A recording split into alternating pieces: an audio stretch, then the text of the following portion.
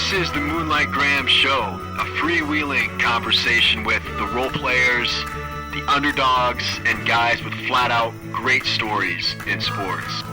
Hello and welcome back to the Moonlight Graham Show, where we celebrate the role players, the underdogs, the great stories in sports. And I love this. I love this when we have somebody on the pod. I've talked about it before, but I'm going to say it again. I love it when we have athletes that are in the midst of their career here on the podcast. So often, and I love doing this, right? This podcast was based on a lot of times underdog athletes, great stories, looking back on their career and bringing those athletes back here to tell their story, somebody you haven't heard from in a while. But it always is fun to talk to that underdog with a great story in the midst of their career as well. And about a year and a half ago, we had a guy by the name of Shone Johnson on. And I know not Shone Johnson, the Olympic champion, who's also from Iowa and we'd love to have on the podcast, but Shone Johnson, who is this 6'7" behemoth of a man. The guy is he's got talent coming out of his ears. He's originally from Colorado, and he and I, we share the same first cousins. So I've known of Shone for a long time. I've actually never met Shone in my life, but I knew Shone was a great baseball player, and he actually won a national championship as a junior college baseball player at Iowa Western. He went on to play at Ole Miss. He was a great pitcher in the SEC. He went on to play minor league baseball after that. And then the story that we were telling last year or a year and a half ago was how he was making this transition from professional baseball player to professional world long driver, the guy who hits golf balls really far, right? He's a long driver guy now. And at that time, it was kind of just this fun story of, man, Shone Johnson, tell us about the World Long Drive, league tour, because we'd never had a long drive guy on the podcast ever before. And it turns out that he was starting it, and he turned out to be pretty good at it. Well, over the last year and a half, really since we had Shone on the podcast, not only did we realize Shone was pretty elite at driving the golf ball very far, but shortly after we had him on the podcast, he was like a consistent top 10 finisher at these tour events. And then shortly after that, he was getting up into the top 8, the top 5. Before too long, Shone Johnson was one of the biggest names on the World Long Drive Tour. And just about a month ago, the World Long Drive World Championships were hosted, and Shone almost became the world champion of the World Long Drive Tour. And he ended up getting just nosed out by Kyle Berkshire. If you know anything about World Long Drive, or you probably even don't need to know much about that to know about Kyle Berkshire, because he's gone viral a number of times. He's all over TikTok. He's all over YouTube. Him and Bryson DeChambeau are really tight. And so Kyle Berkshire is actually one of these guys that many people know about, and he just barely edged out Shone to win the world championship, and Shone was the runner-up. So we thought, what better way to get Shone back on the podcast than to talk about becoming the runner-up in the World Long Drive Championships here recently. And it's been really fun because, the World Long Drive thing, DeChambeau kind of helped bring this back and brought some notoriety to it. You see it on TV every now and again now, and it's a really fun, entertaining thing to see on TV. If you haven't seen it on TV, you should check it out, because it's a mix of like WWE wrestling and home run derby and golf all mixed into one, and it's just a really fun environment. And then you've got Shone Johnson here, who's new to the sport, but clearly he's more athletic than a lot of these guys that you see. And now I'm not saying a lot of those guys are bums, but a lot of them, they kind of look like weightlifters. Berkshire's not really in this class, and they're just like ripped out of their minds, and they're trying to hit the ball as far as they can. And it's really a fun spectacle to watch. But then you see Shone Johnson, who is a world-class elite athlete in his own right. And the more he has focused on this sport, the faster he's been able to rise the ranks a lot quicker than others because of just his pure talent. And so over the last year and a half, it's been amazing on a week-over-week basis to see Shone continue to get better and better and better. And now he is one of the prominent names on this tour, and he's just a huge man, and it's fun to watch him excel at this. And so we had to get Shone back on the podcast to tell that story, to talk about what's happened over the last year and a half since the last time we talked to him, and also talk about what it's like to almost be a world champion at something.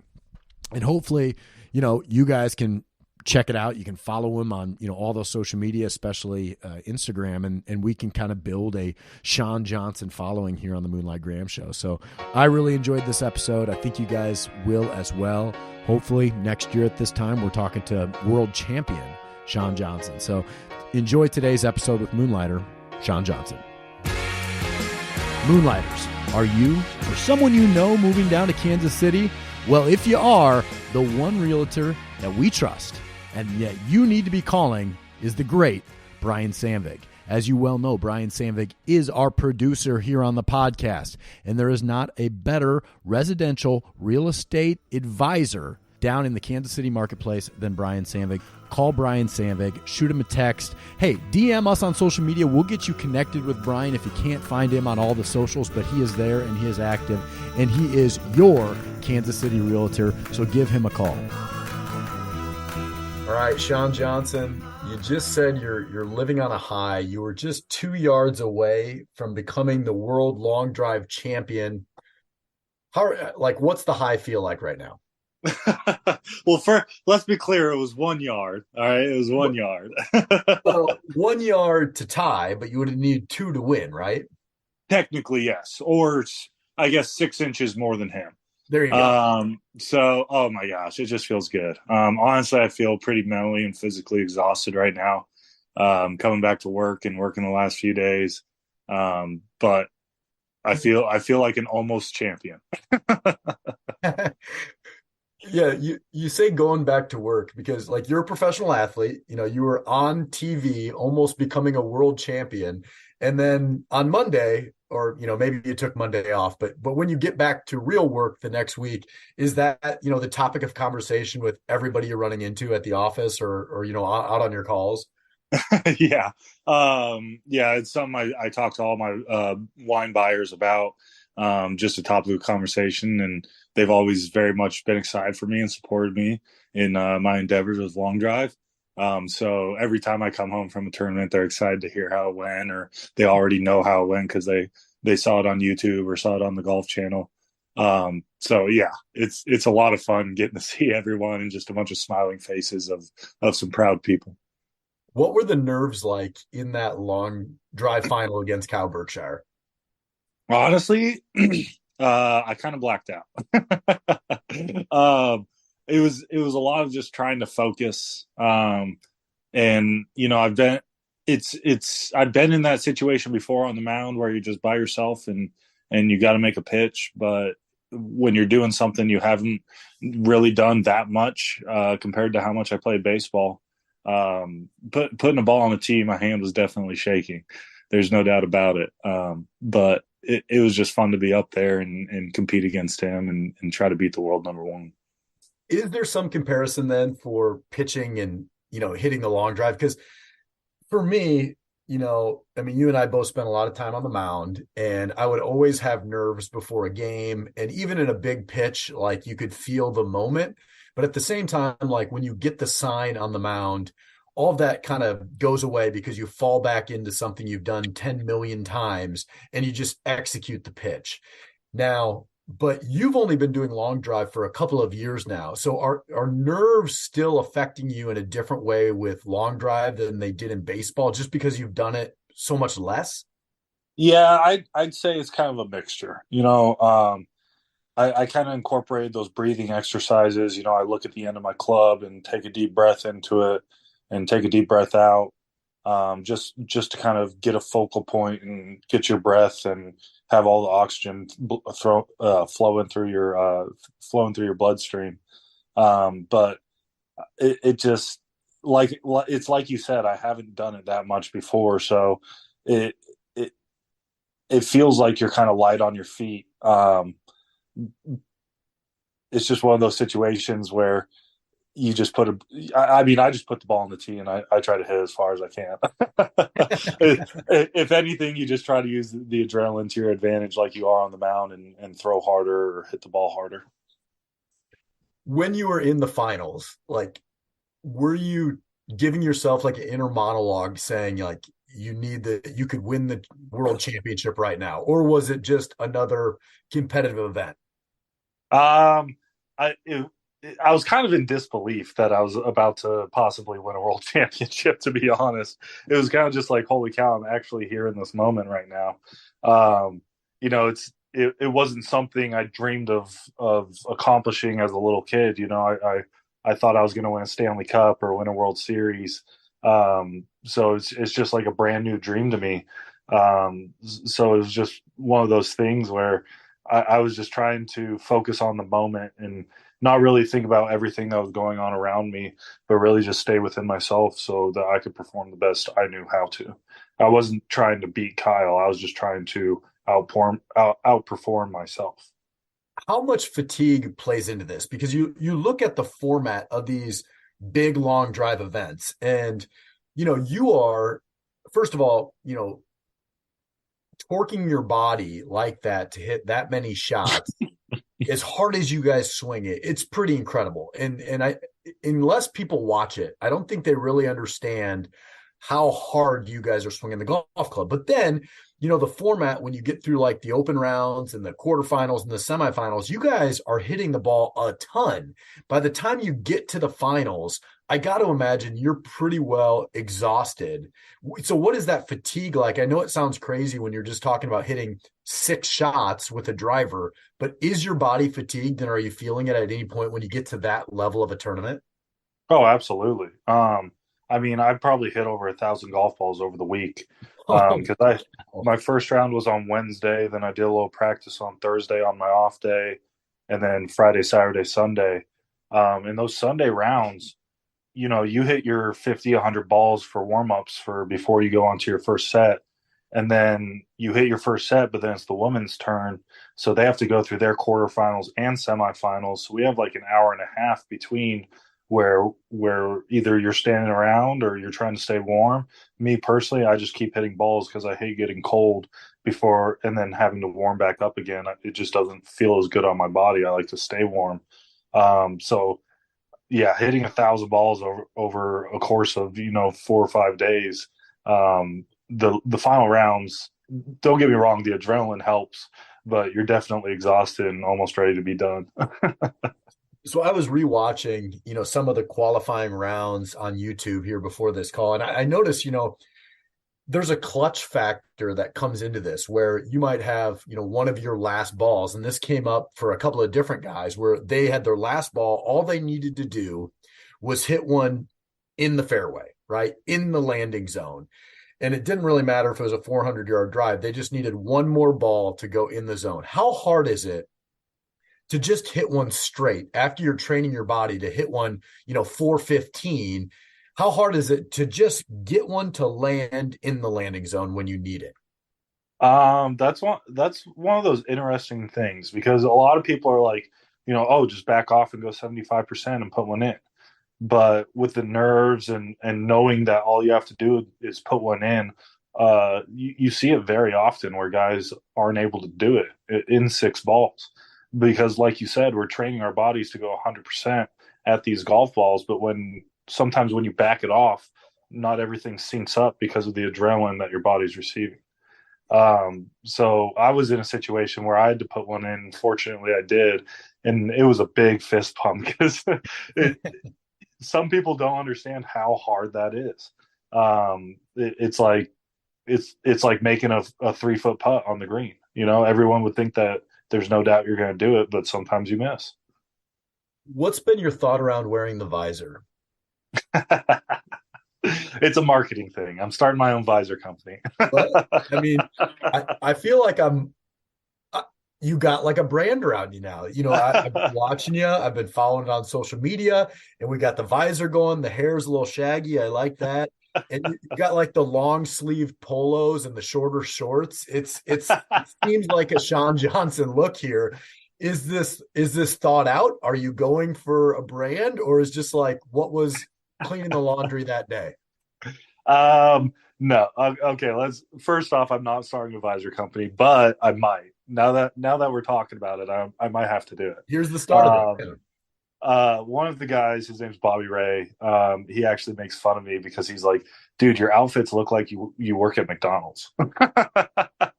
and he's totally kidding, and I don't take offense to it. But I don't really know what I'm doing with my wardrobe. So kind of whatever combination it just looks good out of the bag, that's kind of what I throw on. All right, so I actually had this in my notes. It's hilarious that you brought Bobby Ray up because, okay, going back, we spoke in June of last year. Mm-hmm.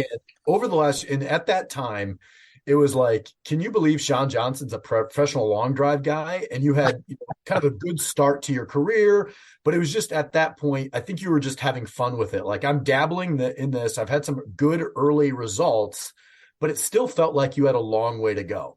Well, in August, so 2 months after that, I'm playing at a charity golf event, and Bobby Ray is the long drive guy at the event, where you pay him 400 Oh bucks, yeah. you know? And so I go up, and the only long drive guy I know is you. And, you and I actually have never met before. So I go up to Bobby Ray, and to your point, like, Bobby Ray, he will get your attention from a mile away. And I'm not surprised that he makes fun of your outfits, because this guy is like a good looking dude. He's jacked. He's got the outfits. Everything's matching. He's got like a mullet coming out of his hair. And it's like, man, this guy, like, you can tell he's got a persona, and he's got like a huge social media following and the whole thing. So at this charity event, I'm like, hey, I kind of know Sean Johnson. And he was a little bit like, really? Like, Sean Johnson's one of the top 10 guys in the world right now. And I'm like, whoa, I didn't know, in just like a couple of months since the last time you were on, from when I met Bobby Ray, you had really, really gotten more consistent. So I guess this is kind of a two-part question. Number one, what happened since the last time we talked that really made it so you became a consistent performer? And then number two, what type of advice is Bobby Ray giving you to, get your wardrobe game on point?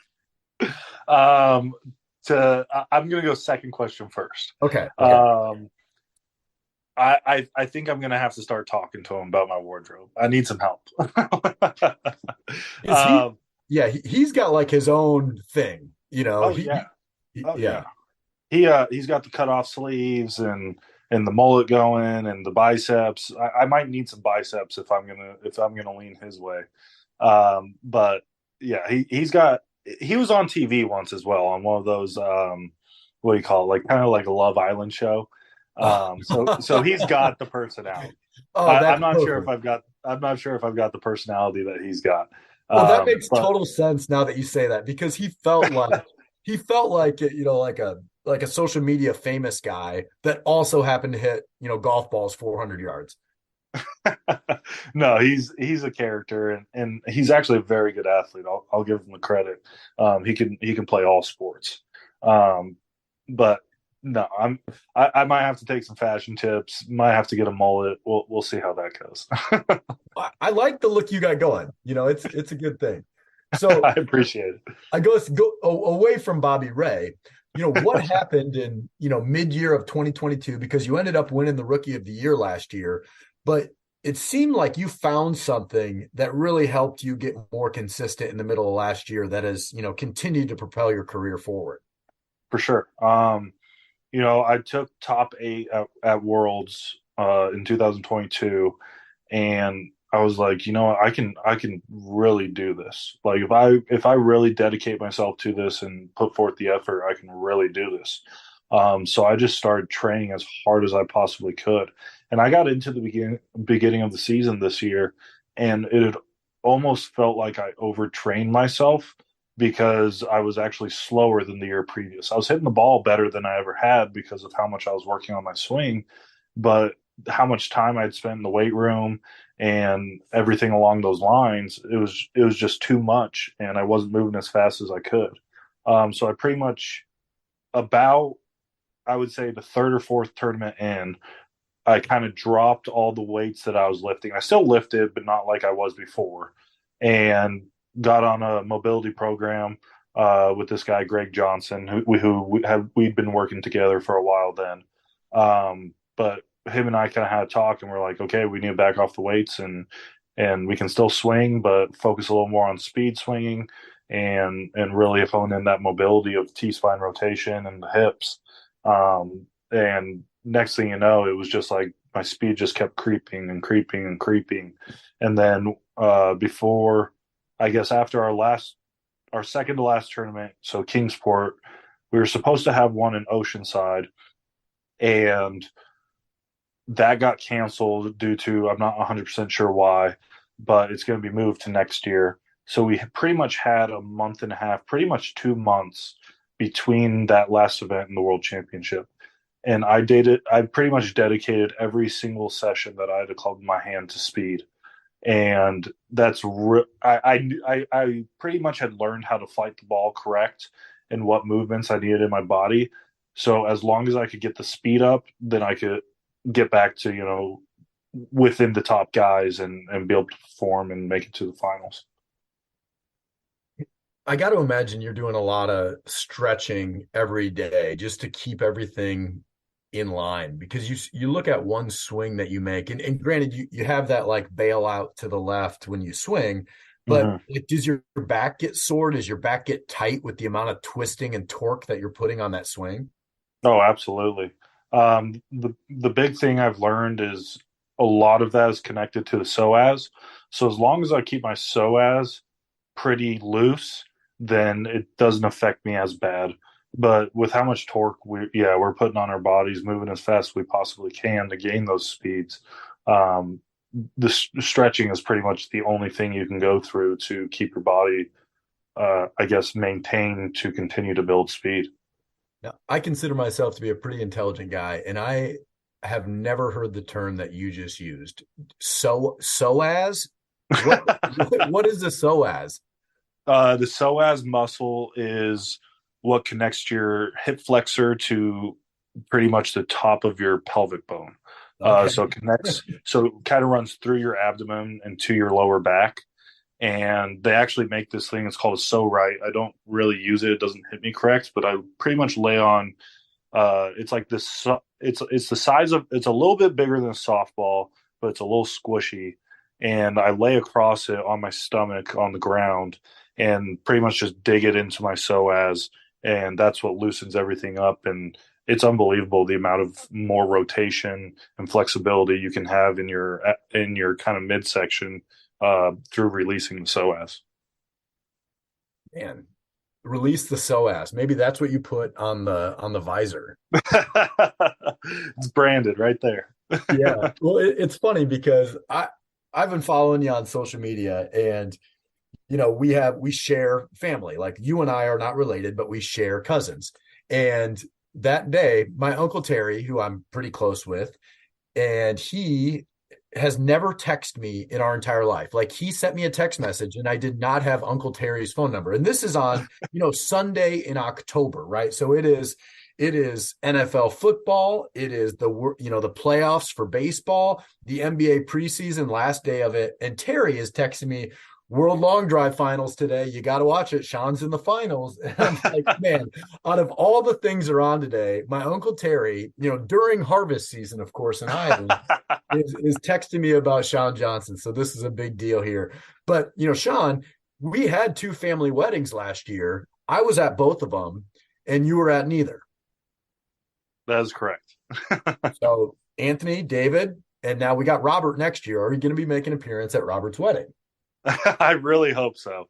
Unfortunately, those weekends just didn't work out for me with long drive and work going on. But yes, I plan to make it to one of their weddings, and I guess this is the last. This is the last one. My cousins, my flattery cousins, first cousins. This is the last one, so I better make it to it. Yeah. So, what's the off season look like for you? Like, what is you had the World Championships. What's the next 4 or 5 months before everything kicks off again in the spring look like for you and for the long drive stuff? For sure. I'm going to take some time off, kind of let the body recuperate, probably 1 or 2 weeks here, and just go to work and sell my wine. We've got a ton. So Halloween is the biggest spirits holiday. Then Thanksgiving's the biggest wine holiday. Then Christmas and New Year's are the biggest champagne holidays. So we're getting surveyed by the winery, coming into our stores and making sure we have certain things on the floor in certain stores. So it's a very big time of year for work. So probably working 40 to 45 hour weeks there. and then just hitting the gym and trying to get stronger. And then I'm probably going to start you know Driveline, don't you? Yeah. Oh yeah. So there's a thing for golf called speed sticks, which is pretty much the equivalent of overloading and underloading weighted golf clubs. And I'm going to start getting into that and see if my speed can take off from that a little bit, and can continue learning how to hit all the shots necessary for competitions. Nice. So yeah, your work schedule and the long drive schedule kind of sync up pretty nicely. If all the big wine times are at the end of the year, right after, you just became the runner-up at the World Long Drive Championship. So it's perfect because you have something fresh to talk about for all of your clients and prospects over the next 3 months, while when you need them to be putting in their wine orders, so selling a bunch of wine. And then all of a sudden you get past that busy season, you make a ton of money selling wine, and then things in the spring just ramp back up and we just start the process all over again. I love the seasons here. It works out. It definitely works out. Nice. Well, Shone, I appreciate you coming back on the podcast. You're our only long drive guy, and I will never have another long drive guy here on this pod while you're still doing it. So congratulations on the success over the last couple of years. It's been really fun following you. Hopefully we get together, we meet in person at Robert's wedding next year, but good luck with selling the wine here the fourth quarter and into 2024, the spring season. Thank you very much. Thank you for having me on, and I look forward to meeting you, man. Sounds good. It's Moonlight Graham, yeah. It's a pretty good program, broadcasting to the heartland. Sports stories for the everyman. It's Moonlight Graham, yeah. Please follow us on Instagram. You're loving us on Twitter too. You download every pod we do. It's Moonlight Graham.